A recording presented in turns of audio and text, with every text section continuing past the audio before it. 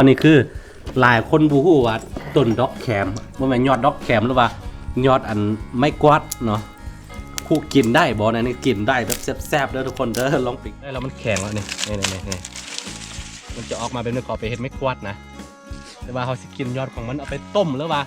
เอาไปเผาอันจ้ำเจียวก็ได้เด้อทุกคนเด้อ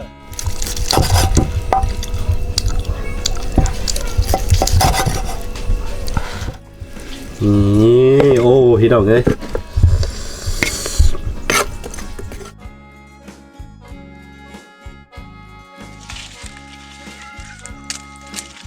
สบายดีทุกคนเนาะยินดีต้อนรับเข้าสู่ซ่องอาคาน้อยคือมือนี้เฮามาขุดดินใส่เฮือนนี้แล้วก็เอาเสี่ยวอาหารกลับไปน้ำเนาะนี่คือหลายคนถ้าเป็นคนดอยเนี่ยคือเสื้อบ่เคยกินเนาะนี่คือดอกแขมหรือว่ายอดแขมนะยอดแขมหรือว่ายอดอันไม่กวาดนะยอดอันต้นไม่กวาดนะทุกคนบูฮู้ว่าพี่น้องฟังไทยเอิ้นจังไดแต่ว่าเขาเอิ้นว่าดอกแขมเด้อยอดแขมเด้อนี่เขาซื้อคนจีนก็ครับซื้อไปเฮ็ดไม่กวาดเนาะตัวนี้เนาะยอดของมันเวลามันออกมาแบบนี้เวลามันแก่ออกมาแล้วอันนี้กำลังออกดูไหมนี่คือดอกของมันเนาะยังไม่ทันปรุงดีเด้อคือแบบนี้มันกินหมดได้แล้วมันแข็งแล้วนี่มันจะออกมาเป็นเนื้อกรอบไปเฮ็ดไม่กวาดนะแต่ว่าเขาสิกินยอดของมันเอาไปต้มหรือว่าเอาไปเผาอันจ้ำเจียวก็ได้เด้อทุกคนเด้อนี่คือหญ้าดอกแขมยอดแขม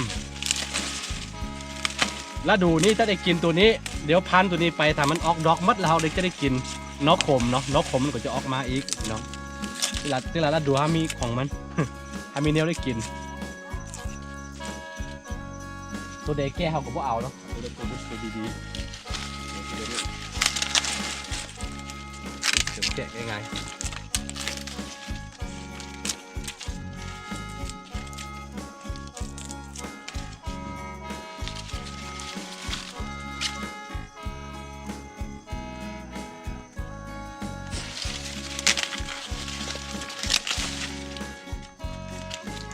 ไปต้มแล้วก็จ้ำเจียวเนาะจ้ำเจียวดองเพชรดองนะเจียวดองสุดยอดเลยพี่น้องเอ้ยนี่อาหารเป็นแต่อาหารเนาะเป็นกินได้หมด นี่บนนอกบนนะนี่จะเป็นห่อเขากำลังเห็ดอยู่มือนี่เป็นขุดดินเนาะขุดดินมาใส่บนนี้มันบ่พอเนี่ยคือตะกร้องตรงนี้แบบนี้บ่พอเนาะจะได้ถมเพียงนี่เพื่อที่เทพื้นเนาะในอนาคต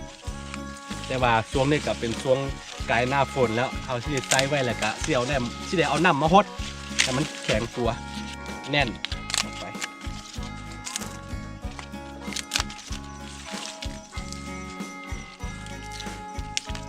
ผู้ใดบ้านใครเคยกินเนี่ยเนาะคอมเมนต์มาบอกได้เนาะหรือว่าผู้ใดบ่เคยกินเนาะเสื้อว่าถ้าขึ้นไปตามผู้นำเขามันจะมีเนาะเอาไปต้มกินในแซ่บเด้อแล้วก็เดี๋ยวจะมี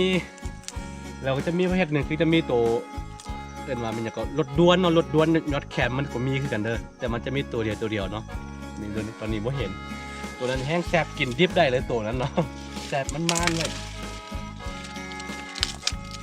ออกแบบนี้ตัวใดแก้บ่ต้องเอาเด้อคือตัวนี้หาก็ออกแค่นี้ได้กินได้อยู่บาดมือวิธีกันเอาก็เอายอดก็คือแบบนี้ก็ต้องเอาตัวแข็ง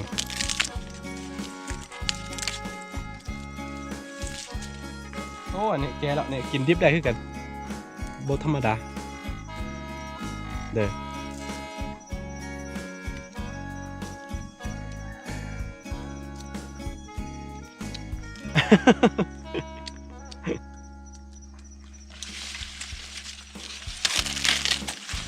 ตัวนี้แกแล้วเนาะเสียไอ้ลิงกินบ่แกกับคนกินได้คือกันกินดิบได้ธรรมดาบ่มีผลเป็นอย่างต่อสุขภาพมันดี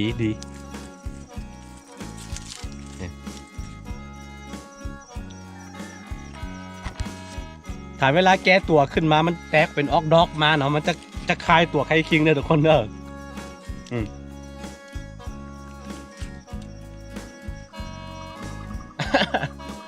มองอะไร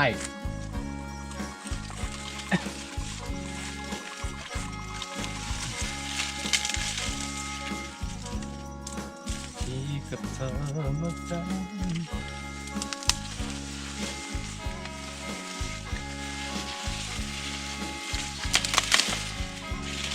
เวลา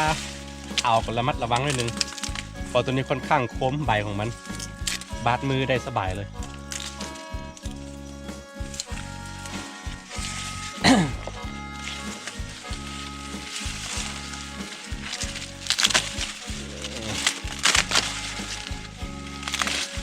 แนะนำเนาะผู้ใดบ่เคยกินแนะนำลองไปหากินได้เด้อ ดอกไม่กวาดนั่นแหละทุกคนเอื่นง่ายๆเนาะแต่ว่าบ้านเขาเอื่นว่าดอกแขมมันจะมีรสชาติแบบว่าโอ้แซ่บคือกันเอาไปต้มเอาไปเผาจ้ำเจียวกินอาหารเลยอาหารหลักเลยแหละเราดูนี่นะเท่าอื่นบ่แน่ใจว่ากินบ่จะว่าอาคากินอยู่ดี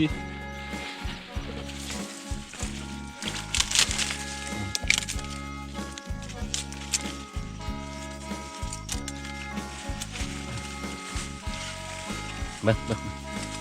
ลิงออฟโอเคทุกคนเขาก็ได้พอประมาณหนึ่งแล้วเขาสิไปเผากินเด้อนี่อาหารเจ้าเคยกินบ่เนาะบางคนบ่ฮู้ซ้ำว่าต้นดอกหญ้าต้นดอกหญ้าต้นดอกไม้กวาดในคุกกินได้เนาะนี่กินได้คือนี่คือยอดแขมเลยว่ายอดไม้กวาดโอเคไปกลับบ้านกันนี่ดอกแคมเรียกว่าดอกไม่กวาดที่เขาออกมานะครับก็สิไปเผาตอนนี้เขากำลังแต่งกินนี่พี่น้องนี่เขากำลังต้มหมูมักเกลือหรือว่าหมูมักเกลือไม่แหละตัวหมูมักเกลือที่เขาเฮ็ดไว้ในปีกายนั่นนี่อันนี้จะเป็นน้ำมันของมันน้ำมันหมูสามสั้นนี่แหละทุกคนเขาต้มแล้วก็ซีซอยแล้วก็สิไปตามใส่มะกอกแล้วก็ตามใส่มะเขือเนาะเป็นว่าลาบมักลาบสิ้นหมูมักเกลือเนาะเดี๋ยวคือว่าเคยเห็นครั้งหนึ่งไปเราเมนูอยู่เนี่ยนะที่ว่าเสียทุกคนในเบิ้งกันตัวนี้กำลังซอยมะเขืออยู่พี่น้องนี่แหละบ้านๆอันนี้คือเราจะใส่ลาบบ่แม่นลาบเนาะไม่แหละเอิ้นว่าลาบก็ได้คือกันเนาะจะใส่ลาบสิ้นหมูมักเกลือเนาะใส่มะเขืออันนี้จะใส่ดิบๆแบบนี้แหละเด้อแต่ว่าเราจะซอยบางๆนิดนึงเอาไปล้างอีกเพราะว่ามันเป็นมะเขือหืนเด้ทุกคนเอาแต่เปลือกของมันแล้วก็เอาดอกไม้กวาดไปเผาแล้วก็จ้ำเจียวพี่น้องสุดยอดเลยนี่คือเนื้อมักเกลือหรือว่าหมูมักเกลือของเฮาแต่ปีกไก่ที่เฮาต้มมาก็จะเป็นแบบนี้เดี๋ยวสิซอยให้เบิ่งกันซอยบางๆเด้อทุกคนเด้อ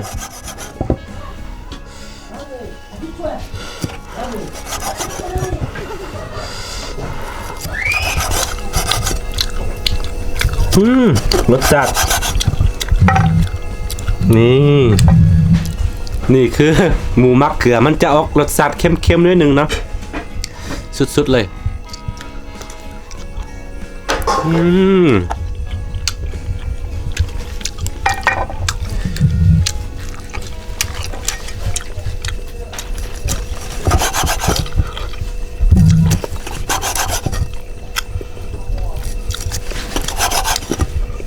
มันจะมีรสชาติเค็มๆนิดนึง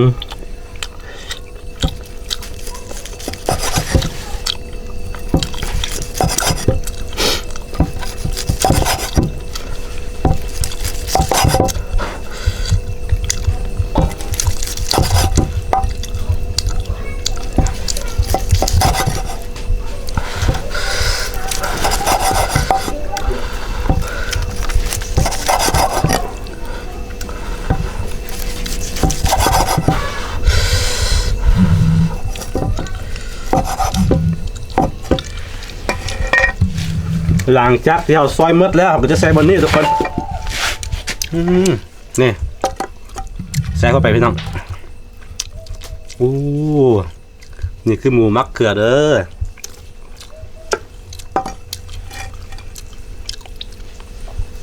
บ่แน่ใจว่าเมื่อก่อนนี่เป็นยังต้องเฮ็ดหมูมักเกลือ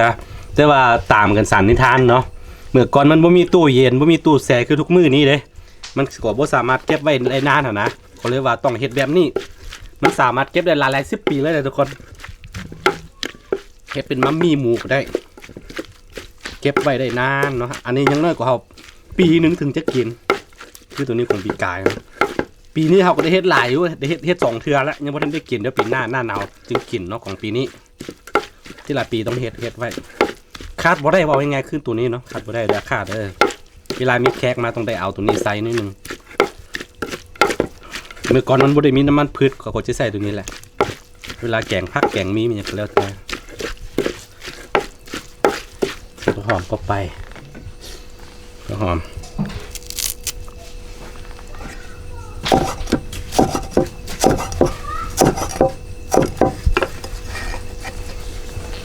เข้าไป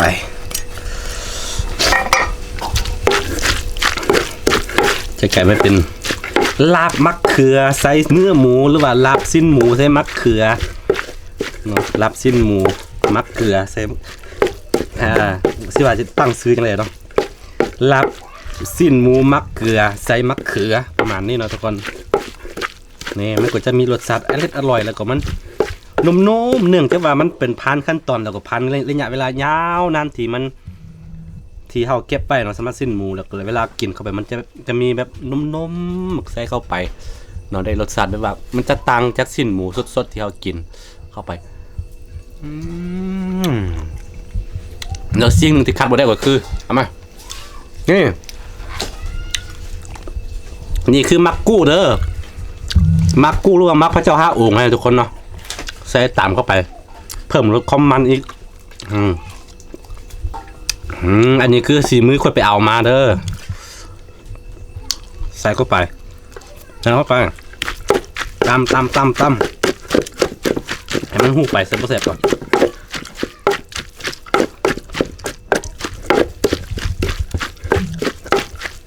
โอ้น่ากินเลยพี่ต๊อก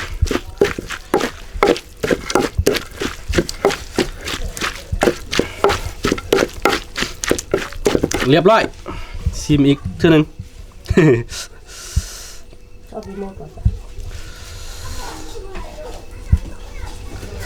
นี่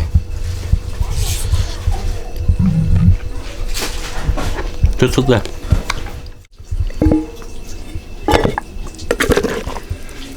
นี่โอ้พี่ดอกเลย